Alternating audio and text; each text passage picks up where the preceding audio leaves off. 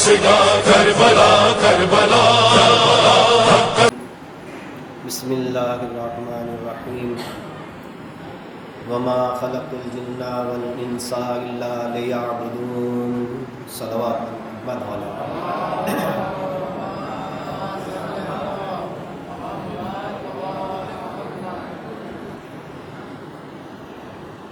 حضرات کرام اور معززین دوستان عزیز، ہمارے مبارک رمضان کہ یہ روز و شب جس پر خداوند عالم کی بارگاہ میں جتنا بھی ہم شکر ادا کریں وہ کم ہے کہ پھر اس نے ہماری زندگی میں ایک موقع میں مرحمت فرمایا. صلوات محمد علیہ.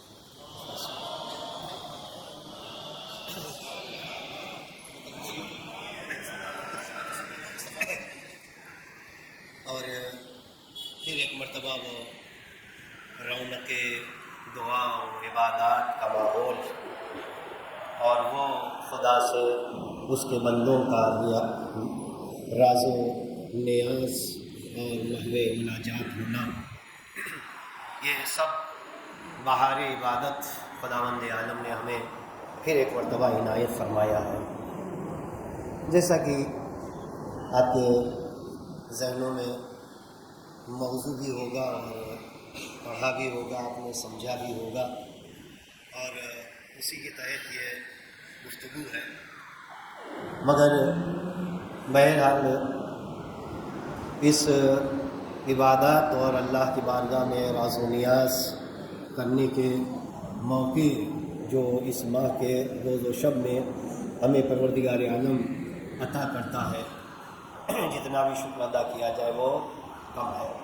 البتہ جو آیت مبارکہ پیش کی ہے وہ بارہا سنی ہوئی اور پڑھی ہوئی بھی ہے، اور بہت سارے علماء ذاکرین اور خطبہ نے اس پر جو ہے وہ کافی گفتگو بھی کی ہے کہ جنات اور انسان کی جو خلقت کا سبب ہے وہ ہے اللہ کی عبادت. اور جب ہم تفسیر اہل بیت علیہ الصلوۃ والسلام سے اس عبادت کو جانتے ہیں، سمجھتے ہیں، تو وہاں ملتا ہے یعبدو اے یعرفو. اللہ کی عبادت کے لیے جنات اور انسان کو پیدا کیا ہے، مطلب خدا کی معرفت کے لیے، خدا کو سمجھنے کے لیے پروردگار عالم نے جنات اور انسان کو پیدا کیا ہے. اب جب کہ دعاؤں کا ایک سلسلہ رہتا ہے ہمارے یہاں، اور مخصوصاً یہ ماہ مبارک رمضان میں، تو کہنا چاہوں گا کہ کیا وجہ ہے کہ پروردگار عالم نے ہمیں خلق کر کے تو یہ کہا فتبارک اللہ احسن الخالقین. پاک ہے وہ ذات جو خلق کرنے والوں میں سب سے بہترین خلق کرنے والا ہے.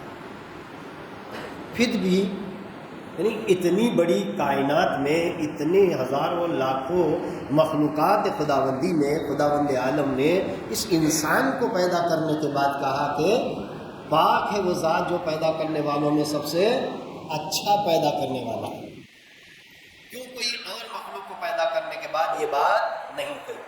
اب اس بات سے اندازہ لگایا جا سکتا ہے کہ انسان کی اہمیت کیا ہے، انسان کن فضیلتوں کے اوپر فائز ہے، خداوند عالم نے اس کو یہ اشرفیت کا تاج کیوں دیا ہے، اور اس کے اندر وہ کون سا جوہر ہے جس نے اس کو اس لائق بنا دیا.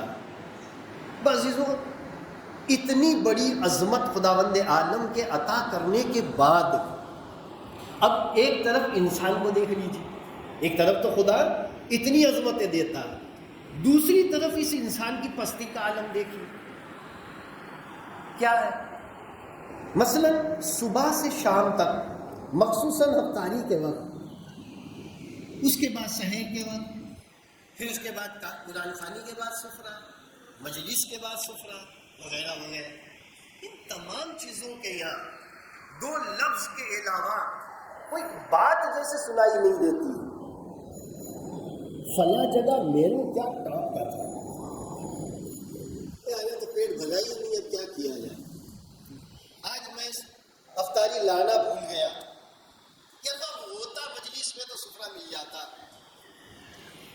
آج یہ شربت کیا بڑھیا بناتا لیکن تھوڑا شکر کم پڑ گئی. کل ملا کے کم و بیشی یہ شکم سیری تو نظر آ رہی ہے، لیکن جس کے لیے یہ سارا اہتمام ہے وہ روحانیت نظر نہیں آئی. نہیں، اور اگر آپ آگے بڑھیے تو کیا ہو گیا اس انسان کو کہ خداوند عالم نے اشرفیت کا تاج دیا اور یہ انسان اتنا گرا جیسے غفلت کی نیند سو رہا. ورنہ آپ سوچی کہ اتنی بڑی عظمت خداوند عالم نے دی اور پھر انسان کہاں ہے؟ انسان جیسے ہی روزہ افطار کیا، مثلا اس ماحول کی اور اس وقت کی بات، مثلا روزہ افطار کیا، ایک انسان بیڑی کا عادی ہے، وہ فوراً جو ہے پھونکنے چلا گیا. اس کو کھانے نہ دو چلے گا لیکن وہ فوراً چاہیے اس کو. تمباکو کی عادت رکھنے والا، گٹکے کھانے والا، سگریٹ پینے والا، چائے پینے والا، کھانا آپ نہ دیجیے چلے گا لیکن یہ اس کو چاہیے. کیوں؟ اس نے یہ عادت بنا لی. ایک کپ چائے، چٹکی بھر تمباکو، چٹکی بھر نشیلی چیز، ایک ٹیبلٹ نہیں کھاؤں گا تو نیند نہیں آئے گی. اتنا بڑا جثہ، اتنا بڑا جسم انسان نے بنایا، اور خداوند عالم نے انسان کا بنایا، اور ایک چٹکی بھر تمباکو اور ایک چٹکی بھر چیز کے اوپر انسان اپنا کنٹرول کھو بیٹھے. نہ دیجیے بیڑی، پھر دیکھیے تماشا، ہمیں تو وہ گیس ہوتی ہے. نہ دیجیے گٹکا، ہمیں تو چکر آ رہا ہے، ہمارا کیا ہوگا. ارے کہاں انسان اور کہاں یہ چٹکی بھر جو نشیلی چیزیں جو کہ خود انسان نے بنائی ہے، انسان نے اگائی ہے اور انسان ہی نے پیش کی ہیں، مگر انسان اس میں لگا ہوا ہے. وہ عظمتیں جو خداوند عالم نے عنایت فرمائی ہے اس کو ایک طرف دیکھیے، دوسری طرف یہ ننھی ننھی اور چھوٹی چھوٹی چیزوں میں پڑے ہوئے انسان کو دیکھیے. کوئی تلنا نہیں ہے، کوئی برابری نہیں ہے، کوئی میل نہیں ہے. ہوا کیا اصل میں؟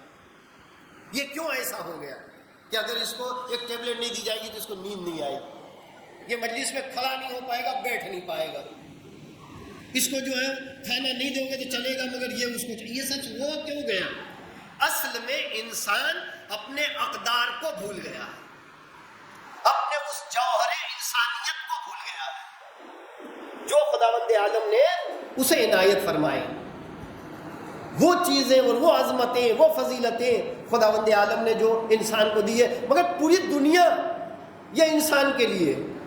اب پوری دنیا ایک ایک چیز کا کہاں تک انسان جو ہے وہ اپنے حساب میں لائے اور ایک ایک کو گنوائے. لاکھوں چیزیں، اور کچھ تو وہ جو ہر ہمیشہ اس کے پاس جو ہے وہ موجود رہتی ہے، وہ نظروں سے دیکھتا ہے لیکن پھر بھی جو ہے وہ ادھر نہیں ہے. مثلا زمین چلتے ہیں، کمر تک کا گڈھا کھود کے جو ہے آپ روڈ پر دیکھ لیجئے، کتنی چیزیں آپ کو بیچ میں آتی ہوئی نظر آئیں گی. کہیں پانی کی پائپ ہے تو اب تو گیس کی پائپ بھی آ گئی، وہ ہے. کبھی بجلی کے تار نظر آ رہے ہیں، کبھی گٹر کا کنیکشن نظر آتا ہے. ایک جو ہم نے اپنی آنکھوں کے سامنے وہیں پر جو ہے وہ اندر ڈالتے ہوئے لوگوں کو دیکھا، وہ چیزیں. کمر تک کا گڈھا اگر کھودنا ہے تو انسان پریشان ہو جاتا ہے. اب آپ سوچئے جب سے دنیا بنی ہے تب سے لے کر اب تک پتہ نہیں کیا کیا خزینے انسان نے زمین میں دفنائے ہیں، کیا کیا چیزیں ڈالی ہیں. اگر تھوڑی دیر کے لیے زمین صرف انہی چیزوں کو سامنے لا کے رکھ دے، مطلب ہم نے اندر سے نکال دے، کیا حال ہوگا انسان. مگر ہم اور آپ سبھی، میں بھی اس میں شامل ہوں، ہم کبھی سوچتے نہیں ہیں یہ ہوا کیا ہے. کیونکہ ہم میں اپنی پہچان ہی نہیں ہے، ہم اپنی پہچان ہی بھول گئے. ہم کیا ہیں یہی ہم کو معلوم نہیں ہے. ہم کو کیا کرنا چاہیے، خدا نے ہم کو کیا بنایا ہے وہی ہم کو معلوم. جس دن یہ بات پتہ چل جائے گی نقشہ کچھ اور ہوگا انسان کی زندگی کا. اور مشہور ہے کہ ایک جو ہے وہ بکریاں چرانے والا جو ہے وہ جنگل میں گیا اور اس نے دیکھا کہ جھاڑی کے اندر شیر کا بچہ جو ہے وہ پوشیدہ پڑا ہوا ہے. اس نے دیکھا، اس نے کہا یار یہ تو ایسے ہی تو مر جائے گا اور جانور اس کو کھا جائیں گے، نقصان کریں گے. تو اس نے مارے مہربانی کے جو ہے وہ اپنے ساتھ لے لیا. وہ لے کر اپنے گھر آیا اور بکریوں کا دودھ اور جو بھی اس سے ہو سکا وہ اپنا کرتا رہا. نتیجہ یہ ہوا کہ کچھ دنوں اور کچھ سالوں میں وہ جو ہے وہ مطلب بکریوں کے ساتھ ہی ساتھ چڑھتا تھا، چلتا تھا، رہتا تھا، پھرتا تھا، سب کچھ ایک دم صحیح چل رہا تھا. ایک دن ایسا ہوا جنگل میں کہ یہی شیر جو بکریوں کے ساتھ رہتا ہے، چلتا پھرتا، کھاتا پیتا ہے، اس نے دیکھا کہ جنگل سے اسی کی جیسے ڈل ڈول والا، اسی کے جیسے شکل و شباہت، اسی کے جیسا جسم ہے، اسی کے جیسے ناخن ہے، اسی کی طرح شکل ہے، ایک اور شیر وہاں سے آیا. آتے ہی اس نے بکری کے ریوڑ کے اوپر حملہ کر دیا، کئی بکریوں کو زخمی کر ڈالا اور لے کر کے ایک کو بھاگ گیا. اس نے کہا تو بڑی عجیب بات ہے، میں بھی تو ایسا ہوں، میں تو ان کے بیچ میں رہتا ہوں، ان بکریوں کے بیچ، اور یہ آیا اس نے اچانک جو ہے وہ ایسا کر ڈالا. تو میں بھی ٹرائی کر کے دیکھتا ہوں، جب ایسا ہی ہوں تو میں بھی ٹرائی کرتا ہوں. بس شیر تو شیر ہے، اس نے بھی جو ہے بکریوں کے اوپر حملہ کیا، واقعی جو ہے کئی بکریوں کو زخمی کر ڈالا. اب وہ جو خون لگا دانتوں میں اور منہ میں، پھر اپنی وہ اصل شکل پہ آ گیا اور وہی شیرانہ انداز. تو ابھی تک تو بکریوں کے ساتھ رہتا، کھاتا پیتا، چلتا پھرتا تھا، یہ اس کو کیا ہو گیا کہ اب تک جو رہتا تھا وہ بس رہتا تھا، اس کو یہ پتا نہیں تھا کہ میرے اندر کون سا جوہر چھپا ہوا ہے. بس جیسے ہی اس کو یہ پتا چلا کہ میں کون ہوں اور میں کیا کر سکتا ہوں، فوراً اپنے آپ کو بدلا اور شیر کی اصل صورت میں آ گیا. ہم اور آپ بھی ایسے ہی ہیں. یہ جو چٹکی بند نشے کی چیزوں میں پڑے ہوئے ہیں یا چند عادتوں کے غلام اور اسیر ہیں، اس کے پیچھے وجہ یہ ہے کہ ہم نے اپنے آپ کو پہچانا ہی نہیں ہے. ہم نے کبھی خود شناسی کی کوشش ہی نہیں کی ہے، اپنی انسانیت جوہر کو کبھی بروئے کار لائے ہی نہیں ہے. ہم نے پیچھے مڑ کے دیکھا بھی نہیں ہے کہ ہم کیا کر سکتے ہیں.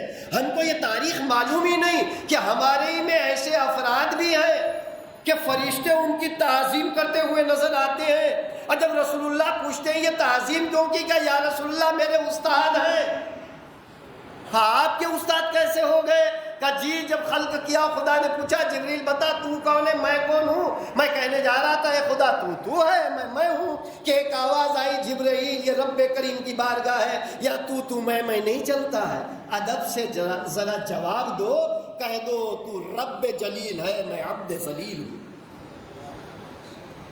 وہ مولا مجھے انہی سے تو وہ علم ملا تھا، یہ انسان کا وہ جوہر تھا جس نے فرشتوں کو بھی اپنے شاگرد بنا لیا. اور وہ روایات ہے اہل بیت علیہ السلام سے، مختلف معصومین علیہ السلام سے، کہ کائنات میں جب ہو کا عالم تھا اور خداوند عالم نے ہمارے انوار کو پیدا کیا اور اس کے بعد خلقت ہوئی انسانوں کی اور فرشتوں کی، تو کوئی کچھ نہیں جانتا تھا کہنا کرنا. بس خداوند عالم کی تسبیح ہم نے کی اور ہماری تسبیح کو سن کر کے ہمارے شیعوں نے تسبیح کہی. اور جب ہمارے شیعوں نے تسبیح کہی تو ان کی تسبیح کی آواز کو سن کر فرشتوں نے تسبیح کی. یہ ہے اصل انسان، یہ ہے جوہر انسان، یہ ہے اصالت انسانیت.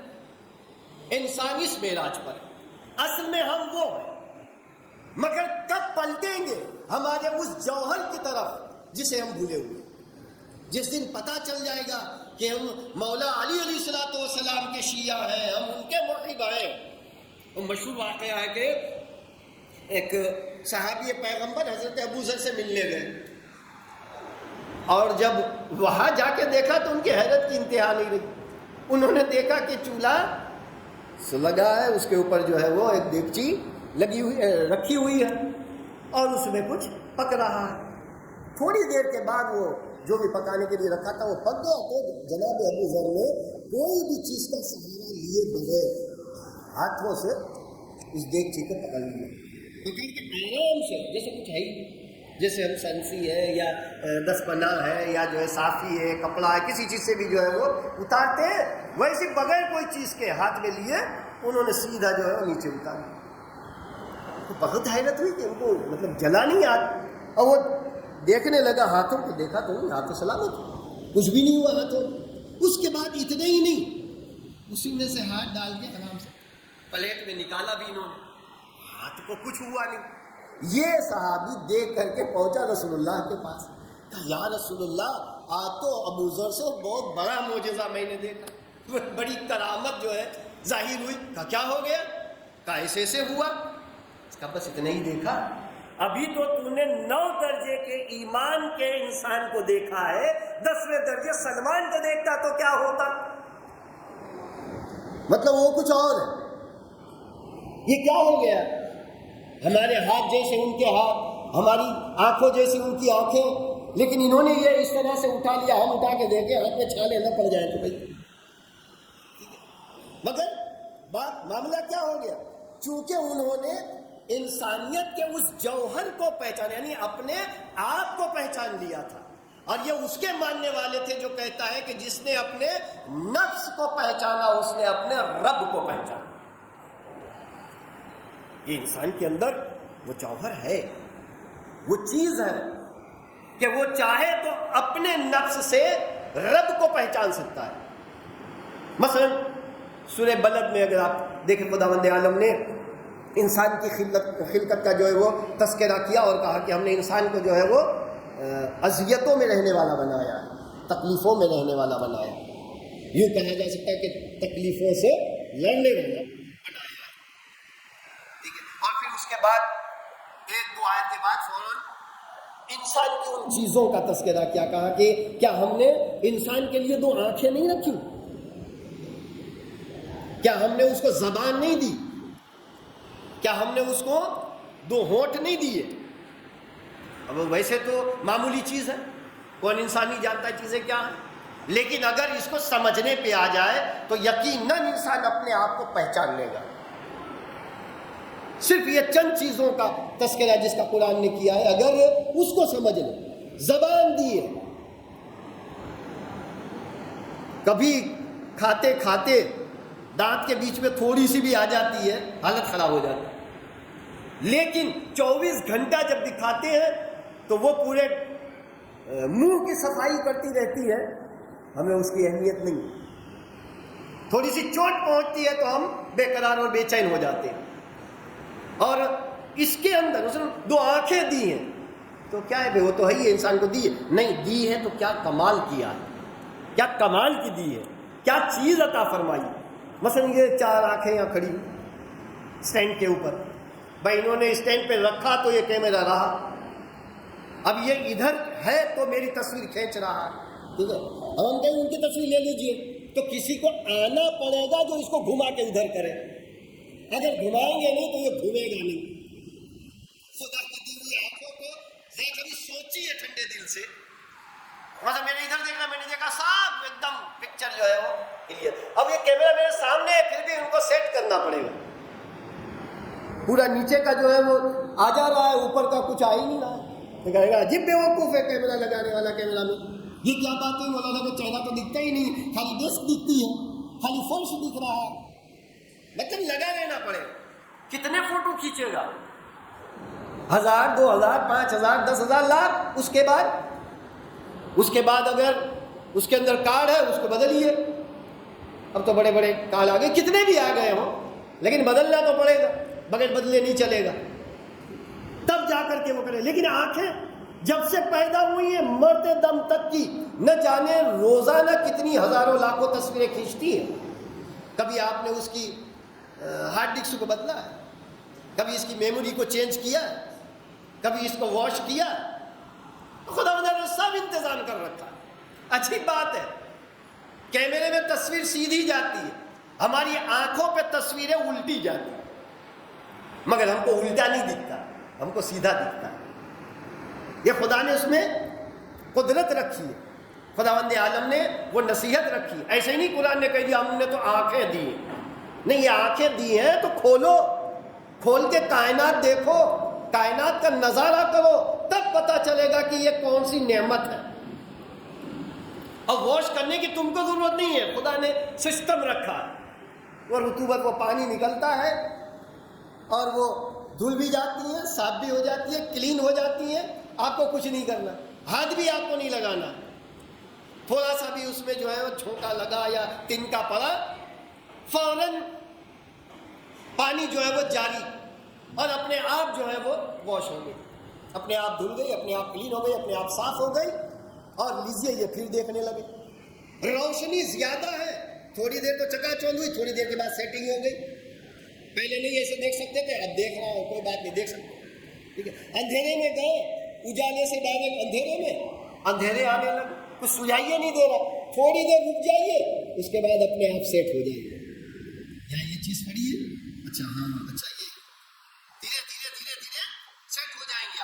آپ کو پتا چلے گا ہمارے آس پاس کیا ہے، ہم کو کیا کرنا ہے، ہم کو کیسے بیٹھنا ہے، کس طرح رہنا ہے، ہم کو کیا ضرورت ہے، کہاں سے کون سی چیز ملنے لگے. اس کے لیے کبھی فیس دی ہے؟ اس کے لیے کتنے انسان ہیں جس نے قدرت کی بارگاہ میں جو ہے وہ سجدہ شکر کیا ہو کہ خدا کیا نعمت دی ہے. اب میں اگر صرف آنکھ پر آ جاؤں گا تو وہ سب بھول جاؤں گا اور سب رہ جائے گا. میں عرض یہ کر رہا تھا کہ انسان کو جو نعمت خداوند عالم نے دی ہے، جس کا تذکرہ قرآن کر رہا ہے، اور یہ بہار قرآن کا مہینہ ہے، لہٰذا قرآن پڑھیں تو صرف ختم کرنے کے لیے نہیں، صرف قرآن خوانی میں نام نوند کے جو ہے وہ حاضری دینے کے لیے نہیں، صرف 30 دن پورے ہو گئے ہم نے قرآن ختم کر لیا اس لیے نہیں. تلاوت کریں تو اس طرح سمجھیں کہ جو قرآن نے پیش کی ہیں چیزیں، جو روزندہ ہم لوگ دیکھتے رہتے ہیں، ہمیشہ ہمارے سامنے رہتی ہیں، وہ ہمیں کیا دکھانا چاہتی ہے، ہمیں کیا سمجھانا چاہتی ہے. شاید کائنات کی ہر بے زبان چیز اس زبان رکھنے والے زبان دراز انسان سے یہ کہہ رہی ہے، اے انسان تو اپنے آپ ہی کو نہیں پہچانتا، ہم تو تیرے تابع ہیں، لیکن افسوس کہ تو ہمارے تابع ہو گئے. یہ ساری چیز تیرے اشاروں پہ کائنات چلتی ہے، تو نے دیکھا نہیں، تجھی میں سے تو وہ تھے، اشارہ کرتے تھے تو سورج پلٹ آتا تھا، چاند 2 ٹکڑے ہو جاتا تھا، ستارہ ڈیوڑی پہ سجدہ کرنے آ جاتا تھا. سب کیا ہو رہا تھا؟ یہ انسان ہی تو تھے. ان کے پاس وہ جوہر انسانیت تھا جو انہوں نے لوگوں کو دکھایا کہ اصل ہے انسان یہ. میں نے جناب ابو ذر کا واقعہ اس لیے پیش کیا کہ کہیں ایسا نہ ہو کہ بھائی وہ تو معصوم تھے، وہ تو اللہ کی طرف سے ان کو عطا فرمایا گیا تھا. نہیں، بلکہ ہر انسان کے اندر انسانی جوہر ہے، اس کو نکھارنے کی ضرورت ہے، اس کو سمجھنے کی ضرورت ہے، اپنے آپ کو پہچاننے کی ضرورت ہے. لہٰذا یہ مہینہ بہت خوب ہے اپنے آپ کو پہچاننے کے لیے. ایک مرتبہ اپنے کو پہچان لیجئے، پھر جس طرح لطف ماہ مبارک رمضان میں ہمیں عبادتوں میں آتا ہے، ویسا ہی لطف، ویسا ہی سرور ہم کو پورے سال عبادت خداوند عالم میں ملے گا. جوہر کو پہچان کے دیکھیں، وہ احکام دین کو پوری طریقے سے سمجھ کر عمل کر کے دیکھ لیجئے. پھر یہ نہ نشے کی چیز کی ضرورت ہوگی، نہ کسی کے سہارے کی ضرورت ہوگی، بلکہ خود قدرت ہمارا سہارا بن کے ہم کو بلندی عنایت فرمائے گی. پھر وہ دن ہوگا، پھر وہ وقت ہوگا، پھر وہ ماحول ہوگا. ایسے ہی جیسے مثلا ہم اور آپ، یا یوں کہا جائے ہم اور آپ جیسے ہی تو امام زمانہ عجل اللہ تعالیٰ فرجہ شریف کے لشکر میں ہوں گے.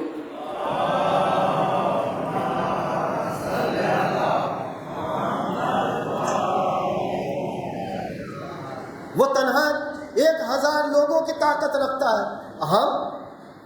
ہم جیسے ایک سے نہیں بھیڑ پاتے ہیں، ڈر کے گھر میں بھاگ جاتے ہیں، جس کا فائدہ غیر اٹھا ہی رہا. مسئلہ کیا ہے؟ کیوں بھائی ان کے پاس اتنا ہے، ہمارے پاس کچھ نہیں. کہ چونکہ انہوں نے کوشش کی، محنت کی، اپنے کو نکھارا، انسانیت کو ابھارا، اپنے نفس کو پہچان کر اپنے رب کی پہچان کی طرف دوڑ پڑے ہیں. اسی دوڑ کو خدا نے قبول کر لیا اور ایمان تک جا کے ان کو ملا دیا.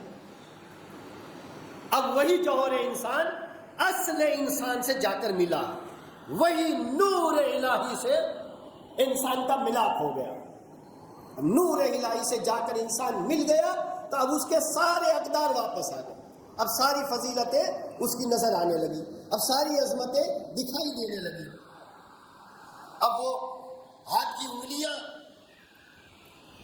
یہ تو بہت بڑی بات ہے، اس کی آنکھ کی بھویں، اس کے آگ کا یہ اقصا اور یہ ڈھیلے یہ خالی گھماتا جائے گا اور دنیا کی چیزیں گھومتی جائے گی اس کے آگے پیچھے. انسان بن کر دیکھے تو اسے پتا چلے گا کہ وہ کتنا غافل تھا. اصل بات یہی ہے کہ انسان ہو بولا چونکہ اپنے آپ سے غافل اپنے کو نہیں پہچانتا. ضرورت ہے کہ اس پائے رمضان میں خوب قرآن پڑھیں لیکن خوب سمجھیں. اور الحمدللہ یہ انتظام ہے اسی اپنے جوہر انسانیت کو سمجھنے کا. یہ جو اہتمام ہوا ہے، یہ جو رات کے 12 بجے قریب ہو رہا اور ہم آپ جو ہے وہ علمی چرچا میں بیٹھے ہوئے ہیں، یہ اسی لیے ہے کہ شاید ہمیں اس 1 گھنٹے کے اندر کوئی ایک ایسا رخ مل جائے، کوئی ایک ایسا زاویہ مل جائے، کوئی ایسا طریقہ مل جائے، کوئی ایسا سلیقہ مل جائے، کوئی ایسا ذریعہ مل جائے کہ جس سے ہم پھر اپنے اقدار کی طرف پلٹیں، ہم پھر اپنے آپ کو انسان کے آئینے میں دیکھیں اور انسان جانیں. اور جس وقت یہ ہوگا تو پھر اہل بیت علیہ الصلوۃ والسلام یا امام زمان کی عنایات ہمارے شامل حال ہونے میں دیر نہیں لگے. پھر دنیا جانے گی کہ ہم کیا کر سکتے ہیں، ہماری کیا اہمیت ہے، اور دنیا ہمارے بغیر ادھوری ہے. جیسے ہمارے چھٹے امام جعفر صادق علیہ الصلوۃ والسلام